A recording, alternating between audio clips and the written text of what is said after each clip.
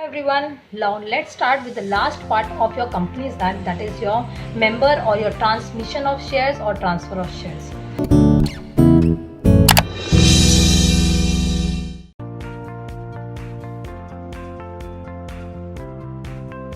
Now coming to the part of who can become a member and how you can acquire the membership.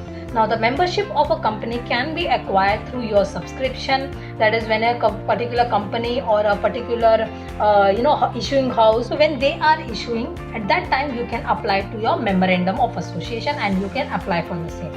Next, for allotment, suppose in the allotment is being made and directly to the company you are applying, and over there they have allotted the few of the shares to you. Next is your transmission. Now we are basically going to in depth talk about your transmission. Now transmission generally takes on the death of a shareholder. Suppose my father is holding a share of a company and unfortunately his death takes place, and that is why automatically after his death, since I am the legal heir, I will get the my name registered on that particular shareholder's copy, and on that I will get the right over that particular number of shares, and that is called to be how the transmission takes place. Even through if a person has become insolvent and if I am purchased all those particular assets, then in that case also the transmission takes place. Next is your transfer of shares. Now transfer of shares, when it is been transferred by one person to another, that is either by your selling it off or by giving back to the company, or company is transferring or acquiring the membership, all these ways you are transferring the shares.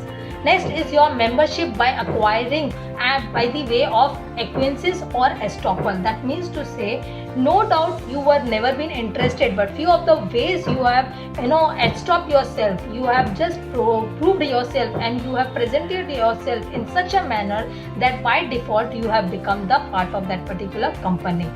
Next is by joint members. Now joint members, that means to say where my name is there on the share, where in the company through the joint name of any of the other person, and in that manner I can also be called as a joint member of that particular company. So if yes, first of all let's understand, any competent person who is of sound mind, who can do a contract, can become a member of a company. Secondly, when I'm talking about a company can become a member of another company, that means to say I'm A company, I can hold the shares of the B company also. Now, can a partnership firm become a member of another company? Can it buy its own shares in the name of their own firm? No. First of all, understand, since a firm is not an individual person, that's why each individual partner can hold shares in the company, but not in the name of the firm. Third, when I'm talking about a trustee who buys shares of a particular company, again he will become an individual shareholder of that particular company and not overall the whole association. A registered society can acquire the shares in a company. A registered society can acquire because it is having the identity of a body corporate. A non-resident, a foreign person cannot become a member of a company until unless he has been registered himself with the Reserve Bank of India. An insolvent can be called to be continuously as a member of the company until unless a particular procedure has been taken place against him, or until unless his name has not been, his shares are not been transmitted to any other person. A minor can admitted as a membership of a company limited by the shares. He will have limited liability and specifically by means of transfer. That means to say my father is selling off a particular number of shares in my name if I am a minor. So I can be holding a limited shares also. So a particular competent person, a company, of individual member of the partnership firm, a trustee, a registered society, and insolvent, these are the person can hold these shares in their name as a member of the company. Coming to the next part, transfer of shares. Now transfer of shares, this concept as per your 2013 and your 1956 Act, which says a transfer means where transferring is being taken place from one person to another. Now this is called to be as one of the important features of your incorporation of the company. Why? As per your articles of association, as per your memorandum of association, transfer of shares is about to happen, and that is one of the important feature. Then only you can say it is having a public limited shares or a private limited share company.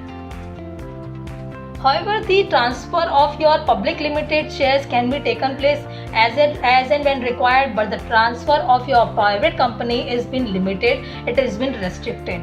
Now the transfer of shares is being done by one person to another person by selling it off in the open market, or selling it back to the company, or selling it to the any financial institutions. Now transmission of shares. Transmission of the shares is by the operation of law. Now transmission is basically transmitting in the three below mentioned criteria. Now below mentioned, that means to say I will mention about the three areas under which the transmission takes place. Firstly, on the death of a person or death of a shareholder. Automatically on the death of the shareholder, the main person who was initially there, automatically after his death, his legal heirs will get right over those particular number of shares, and they can get their name registered in the companies. Second is by insolvency of a shareholder. Suppose if a particular person, as I had discussed earlier, if a person becomes insolvent, then if his all assets are being sold off to the other person, the official assignee or the receiver of his property will become the right holder of that particular share on the basis of transmission.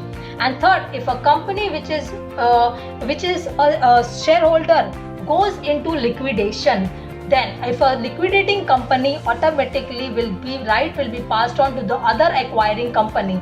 Then if I am the member, automatically on the liquidation, the shareholder rights will be liquidated, and the liquidator is necessary to take all those particular actions, and he will get the right over that particular number of shares automatically, and I will be paid the amount for the same. So these are the three ways under which your transmissional rights of the shares will be passed from one person to another. One is through your death of a person, another is your insolvency of a person, or through liquidation of those particular company shares.